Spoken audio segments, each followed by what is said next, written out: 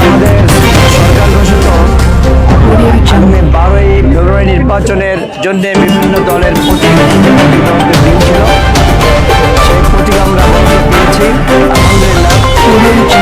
আমরা জামাত ইসলামী বাংলাদেশ জামাত ইসলামী দাঁড়িপাল্লা প্রতীক প্রায় 20 বছর বন্ধ ছিল। এটা আমাদের একটা আশা আকাঙ্ক্ষার প্রতীক।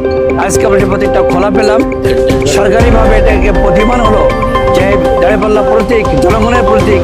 আজকে আমরা সেটাকে স্বীকৃতি পেলাম আলহামদুলিল্লাহ। এই প্রতীক নিয়ে আমরা এলাকায় জনগণের কাছে আমরা যাব, জনগণের কাছে আমরা এই প্রতীক নিয়ে আমরা কাজ করব। আগামী দিনে একটি বৈষম্যহীন সমাজ গড়ার জন্যে, একটা ইনসাফ ভিত্তিক সমাজ গড়ার জন্যে, যেখানে থাকবে না কোনো